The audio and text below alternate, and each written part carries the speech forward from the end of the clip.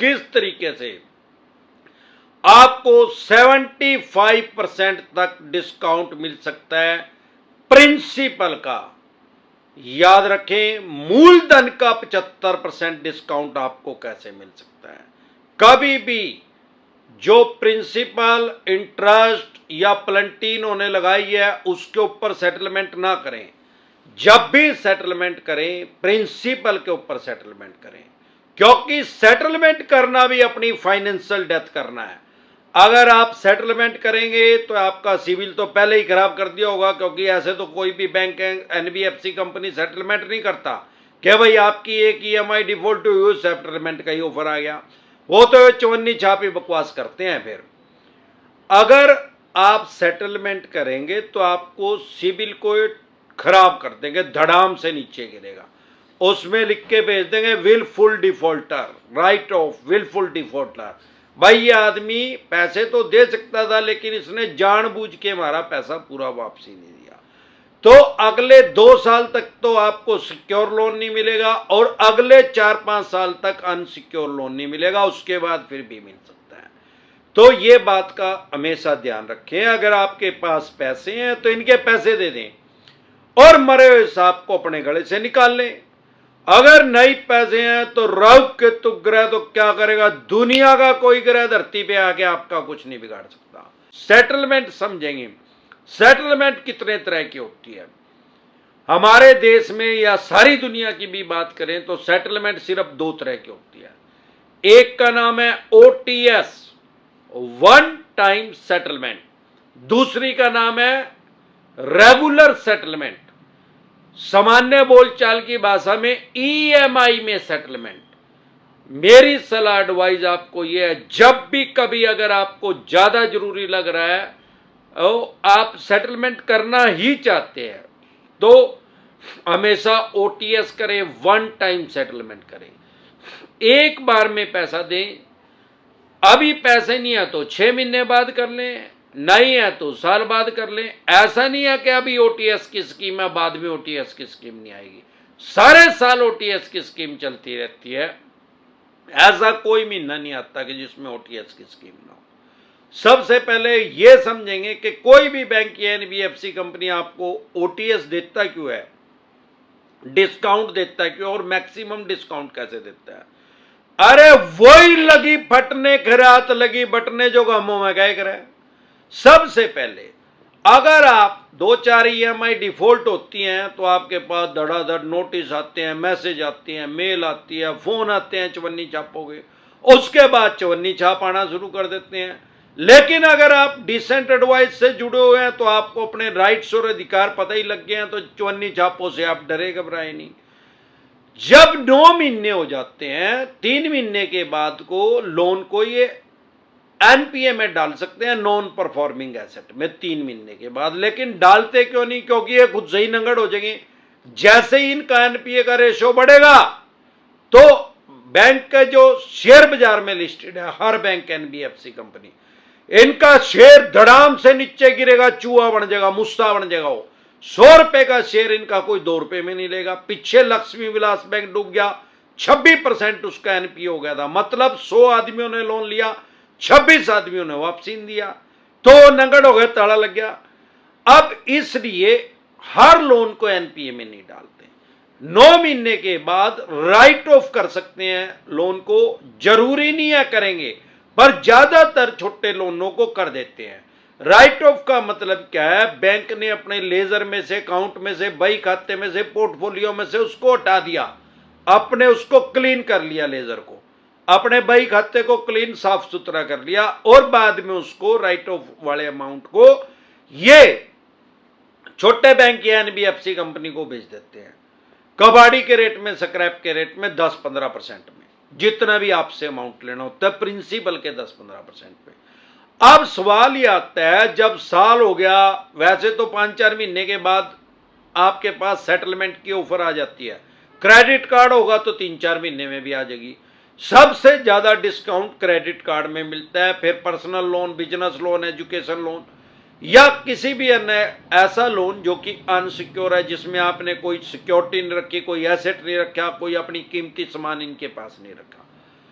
उसमें सबसे ज्यादा डिस्काउंट मिलता है। अब ये अगर मान लो आपका साल 1.5 साल हो गया, अब इनको ये पता है भाई 8-9 महीने मान लो हो गए, तो इनको ये पता है भाई जब साल हो जाएगा तो राइट ऑफ करना पड़ेगा। राइट ऑफ करेंगे तो फिर क्या होगा, किसी बैंक एनबीएफसी कंपनी को देंगे तो वो 10-15% ही पैसे देगा मुश्किल से, और ये आदमी अगर 25% भी पैसे दे दे तब भी लॉटरी निकल रही है, क्योंकि जो 100 रुपए की चीज 10, 12, 15 रुपए में बिक रही है, अगर वो 25 रुपए में बिक जाए तो लॉटरी निकल इनकी। तो वो बैंकिंग की भाषा में राइट ऑफ को बोलते हैं बट्टा खाता। भाई ये पैसे अब एक किस्म के खत्म ही हो गए, मिलेंगे नहीं, क्योंकि साम दाम दंड भेद सारे तरीके यूज करके उस टाइम तक ये देख लेते हैं।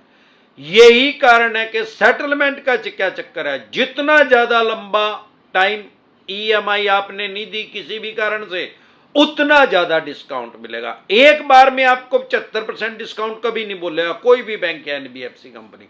सबसे पहले तो उसको ब्याज प्लेंटी जुर्माना लगा के बहुत ज्यादा बढ़ा देंगे, ताकि आपको साइकोलॉजिकल प्रेशर में लिया जा सके। उसके बाद जब ऑफर करेंगे, कहेंगे भाई ब्याज प्लेंटी जुर्माना हटा देंगे, इतने पैसे दे दो आप प्रिंसिपल। फिर आपने नहीं दिए तो फिर आपको 20% की ऑफर आएगी, फिर एक आधे महीने के बाद फिर 35% की आएगी, फिर 1-2 महीना छोड़ के फिर 50% की आएगी, फिर 65% की आएगी, मैक्सिमम आपके पास 75% तक की ऑफर आएगी। लेकिन एक दिन में नहीं आएगी, जैसे जैसे टाइम बीतता जाएगा आपके पास सेटलमेंट की ऑफर आएगी। लेकिन एक चीज का ध्यान रखें, कभी भी कच्चा लालच ना करें। फॉर एग्जाम्पल आपने 10 लाख रुपए देने हैं और ये सेटलमेंट ऑफर इन्होंने दे दिया आपको 2.5 लाख रुपए की। अब आपको लालच आ गया यार 10 लाख देने थे, 2.5 लाख में ही निपटारा हो जाएगा, और उस 2.5 लाख में भी आपको ये बोल रहे हैं कि ईएमआई में दे देना, 50,000 रुपए महीना दे देना, 5 बार में दे देना। इसको बोलते हैं बैंकिंग की भाषा में रेगुलर सेटलमेंट। अगर आपने इनको ये पता है कि अगर आपका 10 लाख का लोन है तो आपकी 10-12 हजार रुपए ईएमआई होगी, जब 10-12 हजार तो दिए नहीं जा रहे थे तो ये 50,000 कहां से देगा। अगर आप कच्चे लालच में आके कहीं से यार प्यारे रिश्तेदारों से पकड़ के लेने देने शुरू कर दिए, अगर आपने 4 महीने भी इनकी ईएमआई दे दी, 2 लाख रुपए भी दे दी, और 5वें महीने एक भी दिन लेट हो गए, तो उसको सेटलमेंट को कैंसिल कर देंगे, डिलीट कर देंगे। ये कहेंगे भाई जो आपने सेटलमेंट में टर्म कंडीशन थी वो आपने फुलफिल नहीं करी, उसको पूरा नहीं किया, तो अब आपकी सेटलमेंट कैंसिल है, और वो जो 2 लाख रुपए है वो ब्याज प्लेंटी जुर्माने में काट लेंगे और दोबारा से फिर 10 लाख रुपए मांगने शुरू कर देंगे। इस तरह से ह्यूमन साइकोलॉजी से खेला जा रहा है, आपके मनोविज्ञान से खेला जा रहा है। इस चक्कर में कभी ना आए। जब भी सेटलमेंट करें जो रेट आपको ठीक लग रहा है, अगर 25% में हो रही है, 75% डिस्काउंट मिल रहा है, आज आपके पास पैसे हैं तो ओटीएस करें, वन टाइम सेटलमेंट करें, एक शॉट में करें, और उसमें लिखवा लें ओटीएस लेटर जो आएगा। भाई बैंक आज के बाद आपके किसी भी उत्तराधिकारी के, आपके जो भी कोई लीगल लायर है उनके ऊपर किसी तरह का कोई केस नहीं करेगा, और बैंक एनओसी देगा, नो ऑब्जेक्शन सर्टिफिकेट या एनडीसी, नो ड्यू सर्टिफिकेट। ये सारी टर्म कंडीशन लिखवा के उसके बाद इनको कैश पैसे ना दे, ऑनलाइन पैसे दें, आरटीजीएस करें या चेक के द्वारा दें। तो डरे घबराए नहीं, जब भी ओटीएस करें सिर्फ ओटीएस करें, कभी भी रेगुलर सेटलमेंट ना करें।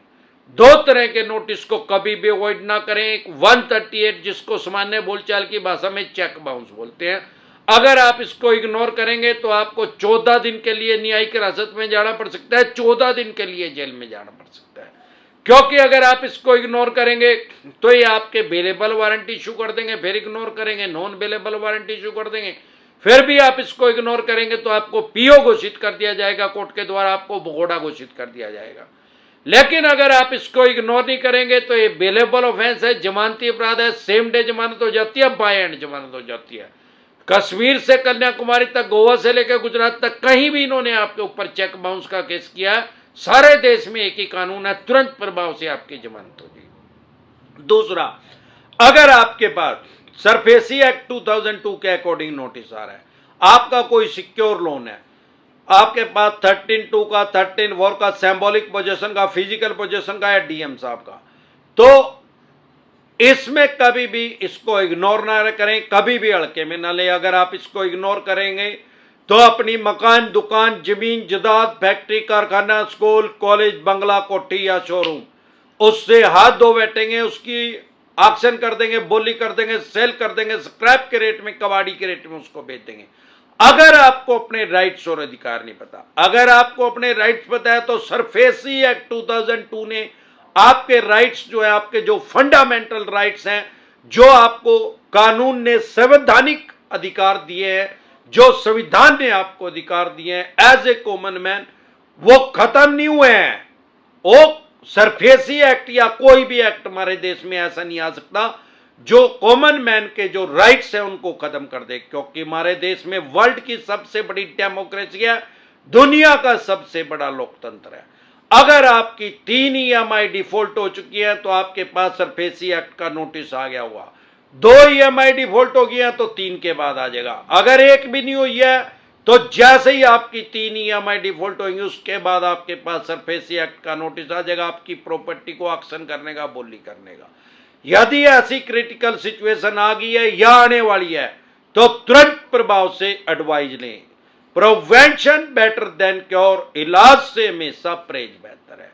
अगर आप हमारे साथ टेलीफोनिकली जुड़ना चाहते हैं या पर्सनल मीटिंग करना चाहते हैं, फिर आपका लोन 2 करोड़ का है, 5 का है, 25 का, 50 करोड़ का या जितने भी करोड़ का, जितने भी अरब रुपए का आपका लोन है, लोन से रिलेटेड जो भी डॉक्यूमेंट्स आपके पास हैं वो सभी लेके आप मेरे से पर्सनल मीटिंग कर सकते हैं, पर्सनली एडवाइस ले सकते हैं या टेलीफोनिकली भी एडवाइस ले सकते हैं। हमारे साथ जुड़ने है क्या प्रोसेस है, आपकी स्क्रीन पे कमेंट बॉक्स के अंदर एक नंबर आया हुआ है 9306347314। इस नंबर को सेव करके व्हाट्सएप मैसेज करें, तुरंत प्रभाव से रिप्लाई आएगा कि कैसे आप हमारे साथ टेलीफोनिकली जुड़ सकते हैं या पर्सनल मीटिंग कर सकते हैं।